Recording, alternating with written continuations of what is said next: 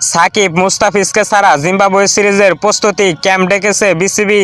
জিম্বাবুয়ের বিপক্ষে টি-20 সিরিজে প্রস্তুতি ক্যাম্পের জন্য 17 জন ক্রিকেটারকে ডেকেছে বিসিবি।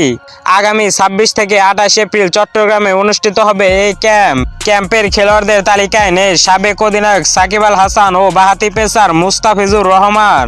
আইপিএলে চেন্নাই সুপার কিংসের হয়ে খেলা মুস্তাফিজকে আগামী 1 মে পর্যন্ত ছুটি দিয়েছে বিসিবি।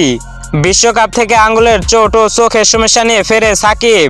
জাতীয় দলের হয়ে ফেরে সর্বশেষ শ্রীলঙ্কার বিপক্ষে দ্বিতীয় টেস্টে ছুটিতে থাকায় টি-20 ও ওয়ানডে সিরিজ খেলেননি সাকিব। বাংলাদেশের হয়ে সাকিব সর্বশেষ টি-20 খেলেছে গত বছর জুলাইয়ে আফগানিস্তানের বিপক্ষে। শ্রীলঙ্কা সিরিজে দলে থাকা মোহাম্মদ নাইম, এনামুল হক, তাইজুল ইসলামকে প্রস্তুতির ক্যাম্পে ডাকা হয়নি।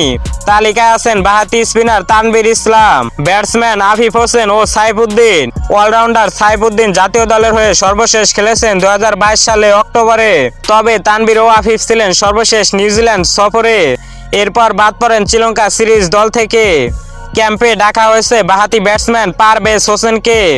এবারে ঢাকা প্রিমিয়ার লিগে এখন পর্যন্ত 3টি সেঞ্চুরি সহ সবচেয়ে বেশি 585 রান তার। প্রস্তুতি ক্যাম্পে ডাক পেলেন যারা: নাজমুল হোসেন, লিটন দাস, তানজিদ হাসান, তাওহিদ হৃদয়, মাহমুদুল্লাহ, জাকির আলী, মেহেদী হাসান, রিশাদ হোসেন, তাসকিন আহমেদ, শরীফুল ইসলাম, তানজিম হাসান, পারভেজ হোসেন, তানভীর ইসলাম, আফিফ হোসেন, হাসান মাহমুদ, সাইফুদ্দিন, সৌম্য সরকার।